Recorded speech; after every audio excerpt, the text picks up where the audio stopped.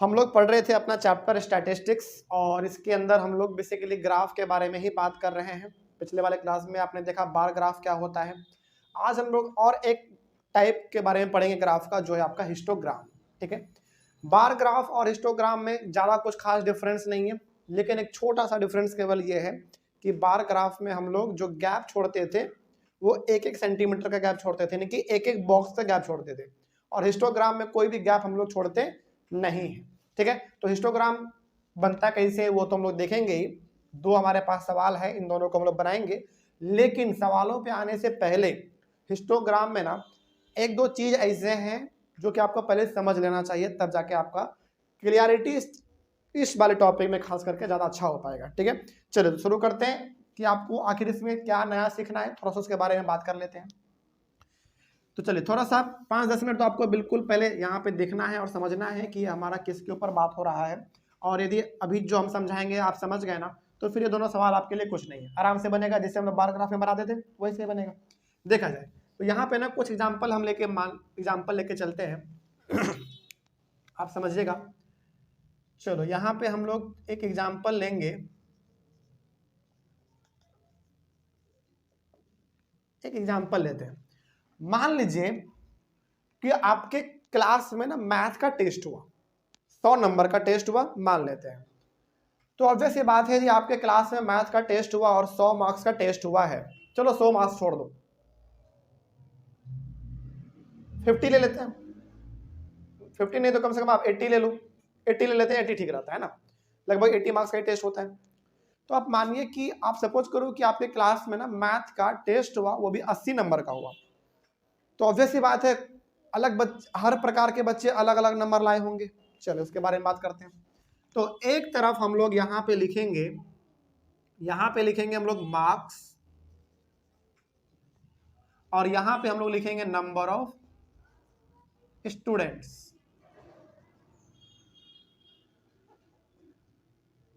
इधर हमने लिखा मार्क्स और इधर हमने लिखा नंबर ऑफ स्टूडेंट्स। ठीक है, चलिए इसको थोड़ा सा इस तरीके से बनाएंगे।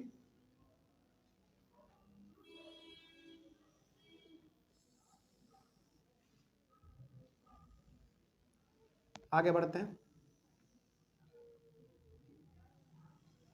देखा जाए तो इधर हम लोग मार्क्स लिखेंगे और इधर हम लोग नंबर ऑफ स्टूडेंट लिखेंगे। मान लीजिए सपोज करो कि 10 नंबर से लेकर 20 नंबर के बीच में वो 4 बच्चों ने नंबर लाया है। ठीक है, आगे बढ़ते हैं। थोड़ा सा इसको पहले बना लेते हैं, 1 मिनट रुक जाइए।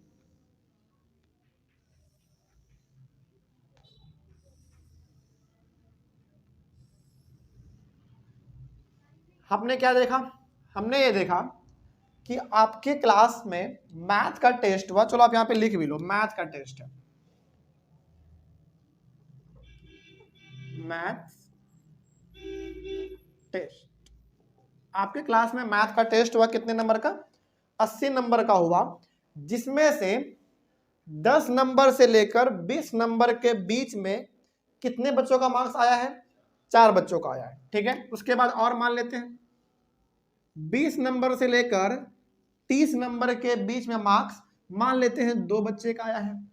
ठीक है, सपोज कर रहे हैं बस। उसी प्रकार से 30 से लेकर 40 के बीच में 5 का आ गया है। 40 से लेकर 50 के बीच में मान लेते हैं 9 बच्चे का आ गया है। ठीक है, और 50 से लेकर 60 के बीच में मान लेते हैं 6 बच्चे का आ गया है, और 60 से लेकर 70 के बीच में मान लेते हैं, कितना मान ले, चलो 3 मान लेते हैं, 3 मान लो बस समझने के लिए। एक और बच रहा है, चलो एक और बना लेते हैं यहाँ पे लास्ट। 70 से लेकर 80 के बीच में मात्र, चलो मान लो इस बार कितना कितना मान ले, बताओ फिर लोग, 7 मान लेते हैं। ठीक है, तो इस तरीके से यहाँ पे ये बताया जा रहा है कि आपके क्लास में 80 मार्क्स का मैथ का टेस्ट हुआ, जिसमें से 10 नंबर से लेकर 20 नंबर के बीच में जो मार्क्स है वो 4 बच्चों का आया है। 20 से 30 के बीच में 2 का आया है, फिर 30 से 40 के बीच में 5 का आया है। उसी प्रकार से ये सब हमारा आया है। अब यहाँ पे जो आपको ध्यान में रखना है वो बात ये रखना है, जो हम आपको स्पेशल बताना चाहते थे कि ये जो आप मार्क्स देख रहे हैं ना, ये किस रूप में है, 10, 20, 20, 30, 30, 40, जब इस पैटर्न, ये जो आपको पैटर्न दिख रहा है ना, बेसिकली इस पैटर्न को हम लोग कहते हैं क्लास इंटरवल। क्या बोलेंगे? क्लास इंटरवल बोलते हैं इसको। ओके, याद रखेंगे आप इसको बहुत ही बेहतरीन तरीके से, कि यहाँ पे जो आपको इस प्रकार का पैटर्न दिखता है इन दोनों के बीच में, इस प्रकार का 10 से 20, 20 से 30, 30 से 40, 40 से 50, 50 से 60, 60, 70, 70, 80 इस तरीके का, इस पैटर्न को हम लोग कहते हैं क्लास इंटरवल।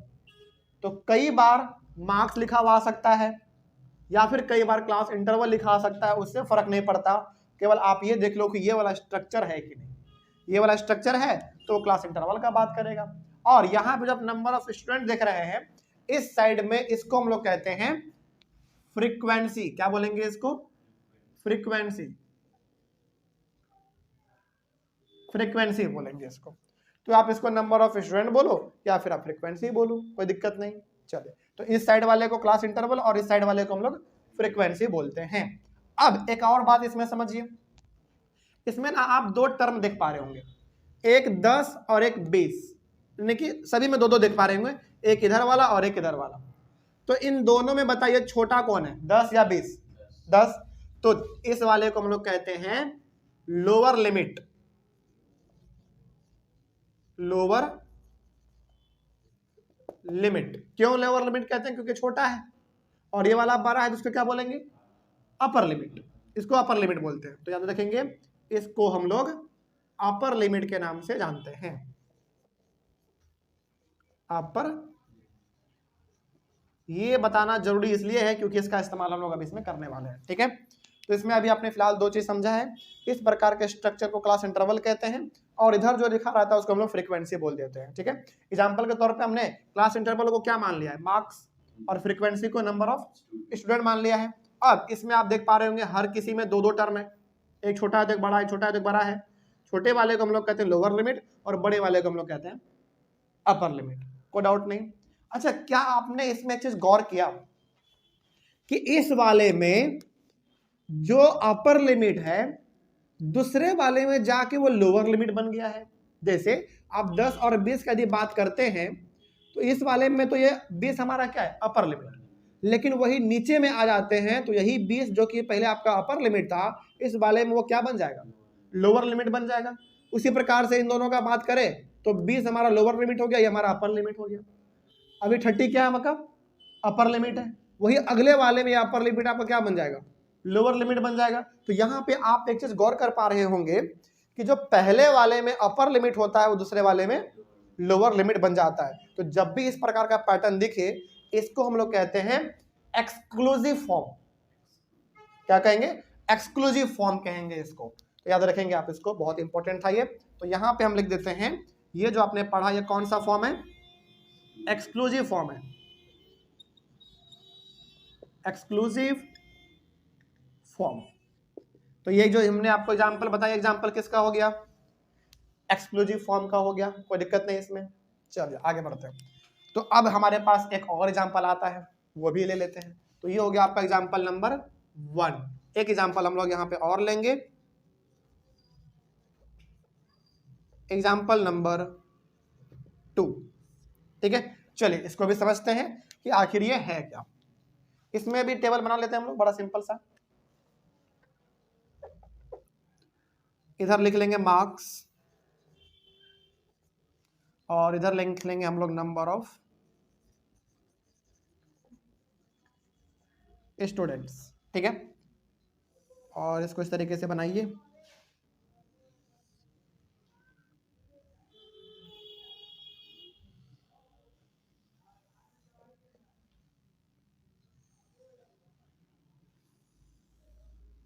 चलिए बना लेते हैं थोड़ा।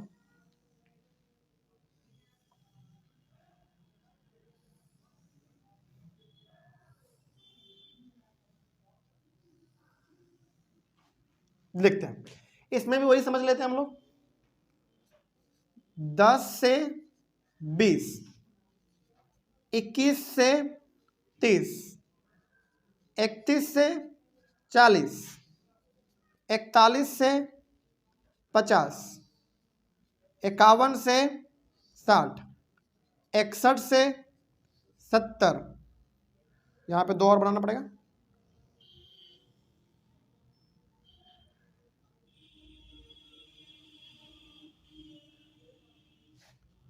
71 से 80। अच्छा एक ही में काम चल गया, कोई बात नहीं, चलो इसको मिटा दो फिर, 80 तक ही रखते हैं समझने के लिए तो आपको, ठीक है। 1 2 3 4 5 6 7, 1 2 3 4 5 6 7, सही है। चलो नंबर ऑफ स्टूडेंट सेम रखते हैं समझने के लिए, केवल आपको समझाना है तो 4 2 5 9 6 3 7। अब इस एग्जाम्पल के थ्रू हम आपको क्या बताना चाहते हैं आप वो जरा समझिए। फिर से आप मान लीजिए कि आपके क्लास में क्या हुआ, एक मैथ का टेस्ट हुआ 80 नंबर का, जिसमें से 10 से लेकर 20 नंबर के बीच में नंबर जो है वो 4 बच्चों का आया, 21 से 30, 31 से 40, इसी तरीके से यहाँ पे लिखा हुआ है नंबर, कितने बच्चों का नंबर आया, ठीक है। लेकिन इस स्ट्रक्चर को क्या कहेंगे जरा बताइए। इस प्रकार का जब हमको देखने को मिल जाए तो क्या बोलेंगे उसको, क्लास इंटरवल बोलेंगे, इसको हम लोग फ्रीक्वेंसी बोलेंगे, पहले वाले को लोअर लिमिट कहते हैं और दूसरे वाले को अपर लिमिट कहते हैं, कोई दिक्कत नहीं होगा इसमें, ठीक है। लेकिन क्या आपको इसमें गड़बड़ी दिख रहा है, क्या है गड़बड़ी? ये है कि ये इसका जो लोअर लिमिट है तो इसका अपर लिमिट है। इसमें आपने क्या देखा था, जो पहले वाले का अपर लिमिट होता है वो दूसरे वाले में लोअर लिमिट बन जाता है, लेकिन क्या इसमें ऐसा कुछ है? इसमें बिल्कुल नहीं है, क्योंकि देखो यदि हमारा अपर लिमिट है 20 तो दूसरे वाले में इसको लोअर लिमिट कितना 20 ही रहना चाहिए था, लेकिन ये है कितना 21 है, कुछ अलग हो गया। यहाँ पे आप देखेंगे तो 20 था, यहाँ पे भी 20 है, यहाँ पे 30 तो यहाँ पे 30, यहाँ पे 40 तो यहाँ 40, लेकिन यहाँ पे बिल्कुल कहीं पे बिल्कुल नहीं है वैसा। यहाँ पे 20 तो 21, 30 31, 40 41, इस तरीके के स्ट्रक्चर को जहाँ पे आपका पहले वाले का अपर लिमिट दूसरे वाले में लोअर लिमिट नहीं बनता है, तो इस प्रकार के स्ट्रक्चर को हम लोग क्या बोलते हैं, इसको एक्सक्लूसिव, इसको क्या बोलेंगे, इंक्लूसिव, इसको इंक्लूसिव फॉर्म बोलेंगे। तो यहाँ पे आप लिख लीजिएगा कि इसको हम लोग क्या बोलते हैं, inclusive form, INCLUSIVE, inclusive form. कोई डाउट नहीं? तो बताइए यहां पे आपके पास कितने प्रकार के फॉर्म आ गए, 2 प्रकार के फॉर्म आ गए, एक एक्सक्लूसिव वाला और एक इंक्लूसिव वाला आ गया। अब सवाल है कि सर इससे आप बताना क्या चाहते हैं? हम बताना आपको ये चाहते हैं कि हमेशा आप कोशिश ये करेंगे कि सवाल किस रूप में बनाया जाए, एक्सक्लूसिव रूप में बनाया जाए। यदि सवाल इस रूप में दिया हुआ है एक्सक्लूसिव में पहले से, तो कुछ करने की जरूरत नहीं है। लेकिन मान लीजिए कि सवाल आपका इंक्लूसिव वाला दिया हुआ कुछ इस प्रकार का, तो इसको पहले किस में चेंज कर लेंगे, एक्सक्लूसिव में चेंज कर लेंगे। यानी कि यदि सवाल हमारा इंक्लूसिव फॉर्म में दिया हुआ है तो उसको चेंज कर लेंगे एक्सक्लूसिव फॉर्म में। लेकिन फिर सवाल ये भी है कि सर कैसे चेंज करेंगे, उसका भी तरीका बताइए थोड़ा। तरीका है, तरीका क्या है, देखो तरीका यह है कि आप हर बार लोअर लिमिट में 0.5 माइनस करना और अपर लिमिट में हर बार 0.5 ऐड कर देना, ठीक है। चलिए आपका एक एक्सक्लूसिव फॉर्म तैयार हो जाएगा। जैसे देखिए जरा ध्यान से, आपका ये 10 है, 10 में आप 0.5 माइनस करोगे तो क्या बनेगा, 9.5 बन जाएगा। अब ये आपका 20 है, तो 20 में आप 0.5 ऐड कर दोगे क्या बनेगा, 20.5, यानी कि आपका बन जाएगा 20.5। अब यहाँ पे आ जाओ आप, 21 में आप फिर से क्या करोगे, 0.5 माइनस करोगे, कितना बनेगा, देखो यहाँ पे भी 20.5 था और यहाँ पे भी 20.5 आ गया। तो क्या ये इसका अपर लिमिट इसमें लोअर लिमिट बना कि नहीं बना, बिल्कुल बन गया। जैसे चलो एग्जांपल ही बताते हैं, यदि आप 10 में 0.5 माइनस करोगे तो आपके पास आएगा 9.5, ये कितना बन जाएगा, ये बन जाएगा हमारा 20.5। जब ऐड कर देंगे तो इसमें फिर से आपको 0.5 माइनस करना है, तो ये कितना बन जाएगा, 20.5 बन जाएगा। देखो ये 20.5 यहाँ पे अपर लिमिट में था, यहाँ पर 20 लोअर लिमिट में आ गया। ये कितना बन जाएगा, 30.5। अब 31 में 0.5 फिर से माइनस करेंगे, क्या बनेगा 30.5। देखो ये अपर लिमिट था तो क्या यहाँ पे लोअर लिमिट बन गया। तो इस तरीके से आप करोगे तो आपका ये इंक्लूसिव फॉर्म जो है वो एक्सक्लूसिव में चेंज हो जाएगा। यही तरीका होता है हमारे चेंज करने का। तो यदि कोई पूछे कि बताओ यदि हमारा कोई सवाल इंक्लूसिव में दिया हुआ है उसको एक्सक्लूसिव में चेंज करना है, यानी कि इसमें दिया हुआ है इसमें चेंज करना है। तो क्या करोगे आप, लोअर लिमिट में 0.5 माइनस करेंगे और अपर लिमिट में 0.5 ऐड करेंगे। तो इस तरीके से आपका एक एक्सक्लूसिव फॉर्म तैयार हो जाएगा। उसके बाद ही आप सवाल बनाएंगे, उसके पहले नहीं। ठीक है, चलिए तो अब जरा आप सवाल देख के बताइए कि कौन सा सवाल एक्सक्लूसिव में है और कौन सा सवाल इंक्लूसिव में है। दो सवाल आपके पास है, देखिए यही चीज यहाँ पे भी है, बस टेबल थोड़ा सा हॉरिजॉन्टल फॉर्म में, यहाँ पे वर्टिकल फॉर्म में था इस तरीके से, यहाँ पे इस तरीके से है लेकिन वही चीज ऊपर में जैसे आपको यहाँ पे दिख गया 10 20 20 30 इस प्रकार का स्ट्रक्चर। मतलब आप देखो ये इसका हो गया क्या, अपर लिमिट। क्या अगले वाले में लोअर लिमिट बना है? बिल्कुल बना है। आप बिल्कुल सभी में सेम देखोगे तो बताओ ये किसका फॉर्म हुआ, ये एक्सक्लूसिव हो गया। लेकिन जरा ये वाला देखो, फिर ये वाला देख लो, इसमें क्या देख पा रहे हो आप, इसमें आप देख पा रहे होंगे ये 10 और 17 है, तो अगले वाले में 17 होना चाहिए था लेकिन है कितना, 18। तो इसको क्या करना पड़ेगा, पहले ये इंक्लूसिव में है तो किसमें चेंज करना पड़ेगा, एक्सक्लूसिव में। तो तरीका लोअर लिमिट में 0.5 माइनस करो और अपर लिमिट में 0.5 ऐड करो। करके दिखाएंगे हम लोग, करके करेंगे भी। लेकिन क्या अभी तक में कोई दिक्कत आप लोगों को? नहीं, कोई दिक्कत नहीं है। तो सबसे पहले ऑनलाइन वाले बच्चे आप लोग इसका एक बार स्क्रीनशॉट लीजिए और स्क्रीनशॉट लेके आप सबसे पहले हेडिंग डालिए हिस्टोग्राम। पहला एग्जाम्पल आप लिखो, दूसरा एग्जाम्पल लिखो, फिर पहला सवाल भी लिख लीजिए और दूसरा सवाल भी आप लिख लीजिए। अब हम लोग बेसिकली इसका सॉल्यूशन बनाने जा रहे हैं। ठीक है, बनाया जाए। चलो तो इसको एक बार थोड़ा सा मिटा लेते हैं हम लोग, क्योंकि हमारे पास स्पेस कम है। केवल ये मिटाएंगे अभी फिलहाल। ठीक है, चलिए तो एक्सक्लूसिव और इंक्लूसिव दोनों फॉर्म समझ आ गया ना, बहुत इंपॉर्टेंट था ये, इसलिए हमने आपको बताया समय लेकर। चलिए आगे बढ़ते हैं अब हम लोग।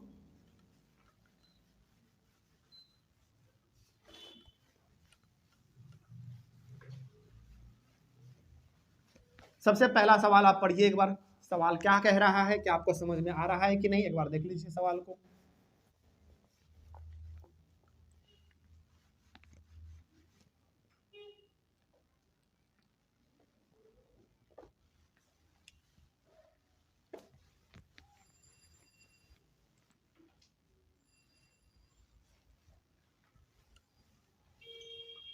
चलिए इसको सॉल्व करते हैं। सॉल्यूशन नंबर फर्स्ट, पहला नंबर सॉल्यूशन हम लोग बनाएंगे।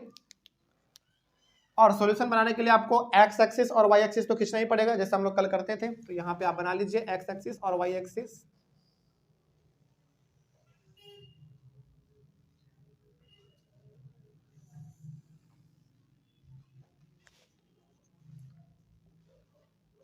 बताइए ये हमारा y, ये y डैश, ये x डैश, ये ओरिजिन और ये x। ओके, अब यहाँ पे फिर ना आपके मन में फिर से सवाल होगा कि सर किसको कहाँ पे रखेंगे। चलिए हमेशा क्लास इंटरवल को आप रखोगे एक्स एक्सिस पे, यानी कि नीचे। ठीक है, तो कितना है क्लास इंटरवल आपका, 10 20 20 30 इस तरीके से है। तो देखो ये कि शुरुआत कहाँ से हुआ, 10 से, अंत कहाँ पे हुआ, 80 पे। तो कहने का मतलब 10 से लेकर 80 तक आपको बना लेना है।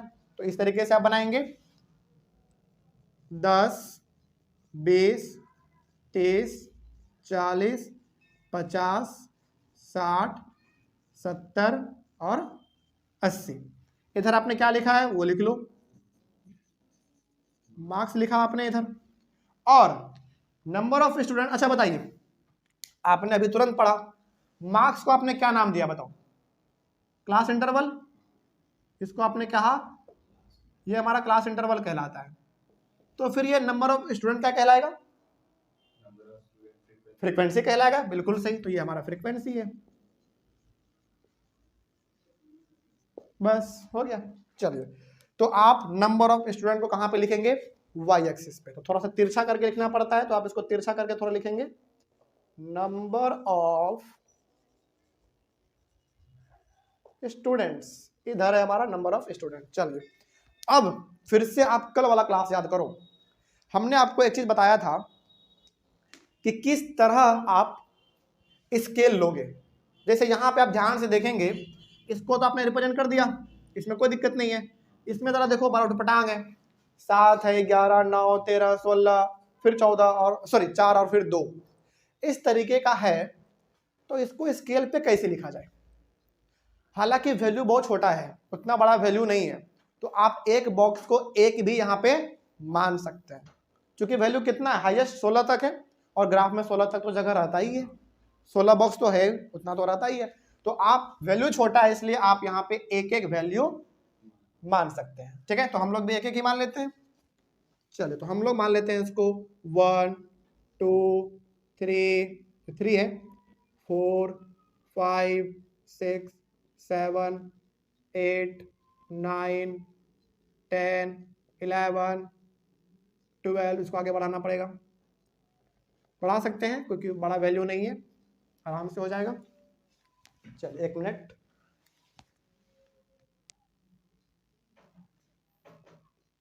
चलिए ठीक है, तो 12 हो गया, 13 14 15 और 16, इसको आप ऊपर भी आप लेके जा सकते हैं यदि आपके पास जगह है तो। चलिए, इतना हमारा हो गया।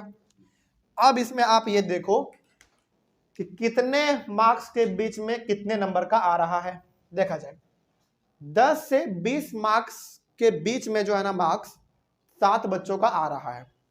तो 10 से 20 का बात हुआ है, कितने का आ रहा है, 7 का। तो यहाँ पे 7 है, इसके सामने लाएंगे और इस तरीके से एक लाइन खींच देंगे, ओके, इस तरीके का 20 पे आ गया।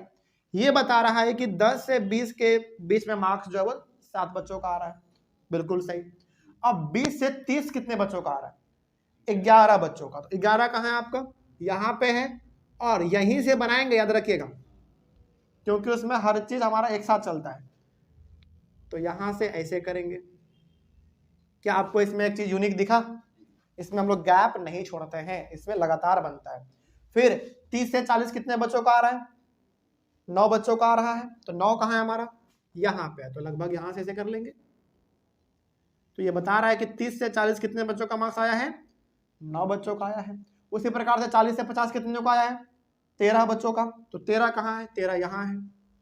तो कुछ इस तरीके का हमारा आएगा, ओके। फिर 50 से 60 कितने बच्चों का आया, 16 बच्चों का। तो 16 तो हमारा यहाँ पे है, स्केल से आप लोग करेंगे तो आपका बिल्कुल सटीक बनेगा, यहाँ पे मान लो आप, ओके। फिर 60 से 70 कितनों का आया, 4 बच्चों का। तो 4 हमारा यहाँ पे है, हो गया। और फिर 70 से 80 कितने बच्चों का आया, 2 बच्चों का। तो 2 हमारा यहाँ पे है नीचे, बस हो गया। क्या आपका हिस्टोग्राम तैयार हुआ, बिल्कुल तैयार है। लेकिन अभी भी आपने इसमें एक चीज छोड़ा है, स्केल। इस बार हमने कहा आपको स्केल कभी मत छोड़ना।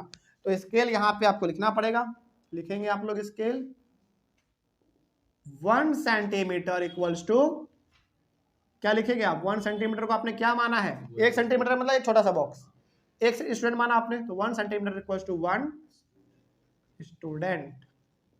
बस अब आपको पूरा नंबर मिल जाएगा। हो गया आपका पहले सवाल का हिस्टोग्राम तैयार। इसी तरीके से आप बनाएंगे। लेकिन मान लीजिए कि सवाल आपका, ये तो एक्सक्लूसिव में था, लेकिन मान लीजिए सवाल आपका इंक्लूसिव वाला आ गया, तो क्या करेंगे आप, तब फिर आपको पहले बदलना पड़ेगा, किसमें, एक्सक्लूसिव में बदलना पड़ेगा। तो बदलेंगे हम लोग, चलिए बदलते हैं। पहले आप थोड़ा सा समझना यहाँ पे, ठीक है। पहला सवाल तो आपका यही रहेगा, सॉल्यूशन इसका कुछ हम लोग इस तरीके से बनाएंगे। यहाँ पे हम लोग बना देते हैं एक बार, मतलब केवल शॉर्ट में बना देते हैं, ठीक है। इधर आपका क्या रहेगा, एज ग्रुप रहेगा, इधर आपका यही एज ग्रुप रहेगा। नहीं तो काम करना, चलो इसी में बना देते हैं, ठीक है, हो जाएगा हमारा, इसी में हो जाएगा, इसी में काम चल जाएगा। बताइए, यदि 10 में 0.5 माइनस करेंगे तो क्या बनेगा, 9.5, और ये कितना बन जाएगा, 17.5 बन जाएगा, क्योंकि ऐड करना होता है उसमें। फिर ये कितना बनेगा, ये हमारा 17.5 बनेगा, और ये कितना बन जाएगा, 25.5 बनेगा, क्योंकि इसमें माइनस करना है तो इसमें ऐड करना 0.5। ये कितना बनेगा, ये 25.5 बनेगा, लेकिन ये कितना बन जाएगा, 33.5 बन जाएगा। ये कितना बनेगा, ये बन जाएगा हमारा 33.5, तो ये हमारा बन जाएगा 41.5। ये बन जाएगा हमारा 41.5, तो ये हमारा बन जाएगा 49.5, ये हमारा बन जाएगा 49.5, तो ये हमारा बन जाएगा 57.5। कोई दिक्कत नहीं, बस इस तरीके से आपका क्लास इंटरवल तैयार है। लेकिन आप लोग इसमें मत कीजिएगा, एक बार आप लोग इसका टेबल फिर से बना लीजिएगा। केवल इसी में बदलाव होता है, इसके फ्रीक्वेंसी में कोई बदलाव नहीं होता है, ठीक है, याद रखिएगा। तो इसमें भी आपका ये क्लास इंटरवल है, ये आपका फ्रीक्वेंसी है, ठीक है। आप चाहो तो लिख भी सकते हो कि ये आपका क्या है, क्लास इंटरवल है, और ये आपका फ्रीक्वेंसी है। बस हो गया, कोई समस्या नहीं इसमें। चलिए अब हम लोग बस इसका एक बार टेबल बना लेते हैं। ये वाला मिटा दे, हो गया, बड़ा सिंपल था ये, ठीक है। ये वाला बना लेते हैं।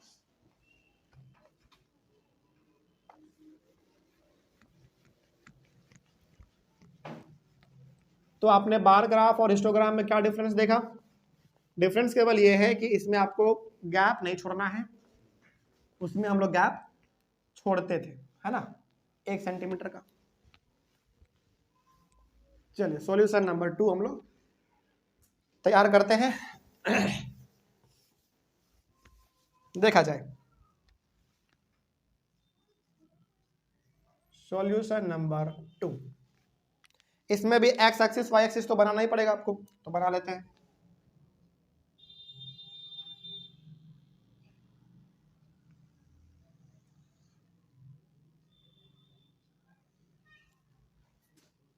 ठीक है,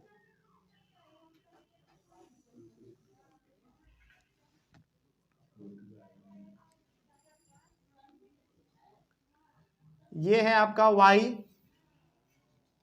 ये है y डैश, ये है x डैश, और ये है x, ठीक है। चलो आगे बढ़ते हैं। इधर अच्छा हमने आपको बताया है, इधर क्या लिखना है, क्लास इंटरवल यानी कि एज ग्रुप लिखना है।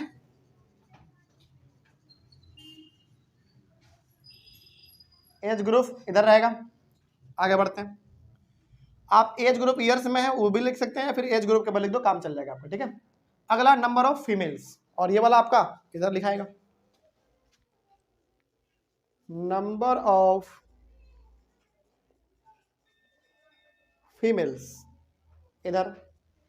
चलिए देखा जाए। हाँ देखो कितने कितने का है सभी में। पहला है आपका, अच्छा शुरुआत कहाँ से हुआ पहले आप ये देखो, 9.5 से शुरुआत हुआ, खत्म कहाँ पे हुआ, 57.5 पे। तो सिंपली आपका जो पहला लिखाएगा वो 9.5 लिखाएगा, दूसरा 17.5, तीसरा 25.5, तीसरा चौथा 33.5, उसके बाद 41.5, उसके बाद 49.5, उसके बाद 57.5। बस हो गया, ओके। 1 2 3 4 5 6, 1 2 3 4 5 6, उधर टोटल लिखा हुआ वो लिखना नहीं पड़ता, वो केवल आपके लिए दिया गया है। सवाल, अच्छा सवाल तो हमने पढ़ा ही नहीं था, क्या था, एक बार सवाल भी पढ़ लेते हैं। The following table shows the number of literate females in the age group 10 to 15 years in a village, यानी कि गांव है, उस गांव में जो महिलाओं का उम्र है वो 10 साल से लेकर 57 साल तक का जो एज है उसका केवल यहाँ पे डाटा दिया गया है कि 10 साल से लेकर 57 साल तक की कितनी महिलाएं पढ़ी लिखी हैं, किस एज ग्रुप की हैं वो। जैसे देखा जाए तो 10 साल से लेकर 17 साल के बीच के अंदर, यानी कि इस एज में 300 महिला पढ़ी लिखी है। 18 से 25 साल के बीच में 900 ऐसी महिलाएं जो पढ़ी लिखी हैं। उसी प्रकार इससे ये वाला उस प्रकार से, और टोटल महिला कितना है उसमें, उस गांव में कितना, 3000 है। तो इसी को आपको एक हिस्टोग्राम में क्रिएट करके दिखा देना है। चलिए बनाते हैं। तो ये तो आपने यहाँ पे लिख दिया, और यहाँ पे आपको लिखना पड़ेगा। अब जरा सोचो फिर से, डाटा देखिए थोड़ा बड़ा डाटा है, तो यहाँ पे आपको स्केल कितना लेना ठीक रहेगा, 100 ले लो, 100 ले लेते हैं, ठीक है, वो बेस्ट रहेगा आपके लिए। क्योंकि देखो यदि आप यहाँ पे 100 लेते हैं ना, मैक्सिमम कितने तक गया देख लो आप, 980 तक गया है, यानी कि 1000 मान लेते हैं, तो आपको बेसिकली कितने बॉक्स ऊपर जाने पड़ेंगे, 10 बॉक्स जाने पड़ेंगे। और यदि आप एक बॉक्स को 100 मान रहे हैं, इसका मतलब एक छोटे से बॉक्स को आपने कितना माना, पूरे बॉक्स को आपने 100 मान लिया, तो एक छोटा सा बॉक्स कितना होगा फिर 10, क्योंकि ऐसे यदि हम लोग चलेंगे बॉक्स में, तो एक बॉक्स में इधर से इधर यानी कि नीचे से ऊपर कितने बॉक्स, 10, 1 2 3 4 ऐसे, तब जाके हमारा एक पूरा बॉक्स बनता है। तो उस पूरे बॉक्स को ही हमने 100 मान लिया, तो ऑब्वियस सी बात है हमारा एक बॉक्स कितने का हुआ, 10 का हुआ। ठीक है, अगला हमारा 100 हो गया, 200, 300, 400, 5, 6, चलो यहीं पे मान लो 7, 8,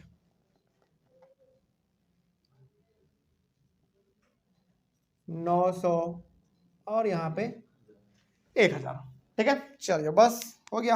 अब इसी को कर देना है आपको, क्या देखो 9.5 से लेकर 17.5 के बीच में कितनी महिलाएं पढ़ी लिखी हैं, 300। 300 कहाँ दिख रहा है आपको, यहाँ पे, तो यहाँ पे आएंगे कुछ इस तरीके से बना देंगे, पहला वाला कंप्लीट। उसके बाद कितनी महिलाएं हैं, 980, तो 9 से तो हमको यहाँ पे दिख रहा है, 80 हमको और चाहिए 80, तो उसके लिए हमको कितने छोटे छोटे बॉक्स ऊपर जाने पड़ेंगे, 8 बॉक्स। तो मान लेते हैं कि 1000 से थोड़ा सा नीचे, तो लगभग यहाँ पे मान लेते हैं, ये हो गया, बन गया। और ये आपको मानना है कि 980 ही है, क्योंकि एग्जैक्ट होता तो एग्जैक्ट 100 पे, सॉरी 1000 पे बनाते हैं, उससे थोड़ा सा नीचे है, मतलब 980 है। उसके बाद 740 है, 700 तो हमारा यहीं पे हो गया, 40 आने के लिए कितना बॉक्स जाना पड़ेगा, 4 बॉक्स। तो मान लेते 4 बॉक्स हमारा यहाँ पे आ गया। हम यहाँ पे सपोज कर ले रहे हैं, लेकिन आप ग्राफ पे बनाओगे तो बिल्कुल उसमें बॉक्स बने हुए होते हैं, तो सटीक बनेंगे आपके। उसके बाद फिर कितना है, 580 है, तो 500 तो हमारा यहीं पे है, 80 जाने के लिए 8 बॉक्स जाना पड़ेगा ऊपर, तो मान लेते हैं इसे थोड़ा सा 2 बॉक्स नीचे यहाँ पे हो गया बस। अच्छा थोड़ा सा 1 मिनट,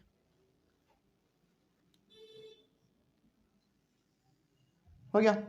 उसके बाद 260 कहाँ है भाई, 200 तो यहीं पे है, 60 के लिए आपको 6 बॉक्स ऊपर जाने पड़ेंगे, तो 6 बॉक्स इससे मान लेते थोड़ा सा नीचे यहाँ पे। फिर 140, 100 यहाँ पे है, तो 40, 4 बॉक्स ऊपर, तो मान लेते 4 बॉक्स यहाँ पे आएगा हमारा, बस हो गया, इतना ही सिंपल है ये। और स्केल लिख दो बस, स्केल 1 सेंटीमीटर इक्वल्स टू, यानी कि 1 सेंटीमीटर को आपने कितना माना है, 100 फीमेल्स, इसमें फीमेल्स हैं तो 100 फीमेल्स। बस हो गया आपका सवाल कंप्लीट। चलिए इसका स्क्रीनशॉट यदि किन्हीं को लेना है तो ले लीजिए। पहला तो इसमें आपको स्केल लिखना पड़ेगा, पहला ये चीज है। दूसरा इसमें एक बात और आप ध्यान में रखिएगा, जो कि हमने पहले वाले ग्राफ में नहीं बताया, शायद नहीं बताया था हमने, हाँ ठीक है। इसमें एक चीज और आप ध्यान में रखिएगा, वो ये बात है कि देखो यहाँ पे ना आपके बुक में एक इस प्रकार का जिग जैग दिया रहता है, इस प्रकार का यहाँ पे दिया रहता है। ये चीज क्या है थोड़ा सा बताते, देखो ये हालांकि आप डाल लीजिएगा, पिछले वाले ग्राफ में भी हमने वहां पे नहीं डाला था, हम याद नहीं रहा हमको, लेकिन यहाँ पे हम डालना बता देते हैं। ये होता क्या है, देखो बेसिकली ये ना दिखाता ये है कि आपने 0 से लेकर यहाँ तक के बीच का आपने इस्तेमाल ही नहीं किया। आपने शुरुआत कहाँ से किया, अपना ग्राफ यहाँ से किया, क्या इस यहाँ से लेकर यहाँ तक आपने कोई इस्तेमाल किया है इसका आपने इस्तेमाल बिल्कुल भी नहीं किया। तो इसको बेसिकली हम लोग इस तरीके से शो कर देते हैं, और इसका मतलब होता है कि हमने यहाँ से लेकर यहाँ तक का कोई इस्तेमाल नहीं किया, हमारा जो ग्राफ है वो यहाँ से चालू हुआ। तो पिछले वाले ग्राफ में भी आप ये चीज इस तरीके से जिग जैग शो कर लीजिएगा। ओके चलिए, यही एक लास्ट चीज इसमें बच रहा था, बस हो गया। हाँ यही था हमारा लास्ट इसमें। तो इसमें आपने बेसिकली हिस्टोग्राम में देखा ये कि जब भी सवाल हिस्टोग्राम का आए तो आपको 2 चीज ध्यान में रखना है। पहला तो ये कि आप हिस्टोग्राम का सवाल बनाने से पहले ये देख लो कि जो सवाल दिया हुआ है वो एक्सक्लूसिव में है या इंक्लूसिव में। एक्सक्लूसिव में है तब तो कोई दिक्कत नहीं है, आराम से आप सवाल बना दो। लेकिन यदि इंक्लूसिव में है तो पहले उसको एक्सक्लूसिव में चेंज कर लेंगे और फिर आराम से बना लेंगे। और जब भी आप ग्राफ बनाएंगे तो 2 बातों का विशेष रूप से ध्यान रखेंगे, पहला स्केल और दूसरा ये जिग जैग भी आप बना दीजिएगा, क्योंकि इससे भी नंबर टीचर काट लेते हैं। हालांकि उतना इंपॉर्टेंट नहीं होता ये, लेकिन फिर भी आप कर लीजिए, टीचर को मौका क्यों दिया जाए नंबर काटने के लिए, है ना। तो ये भी आप इसका इस्तेमाल कर लीजिएगा। इसका सिंपल सा मतलब है कि हमने यहाँ से लेकर यहाँ तक का एरिया इस्तेमाल नहीं किया है, यहाँ से शुरुआत किया हमने, इसलिए जिग जैग लाइन देना थोड़ा सा ठीक रहता है। चलिए, इस तरीके से हमारा हिस्टोग्राम आज हमने कंप्लीट किया। इसमें कुछ और बचेगा तो हम लोग कल कर लेंगे। तो हम लोग मिलेंगे अपने अगले वाले क्लास में, यानी कि कल। तब तक के लिए thank you very much and have a nice day.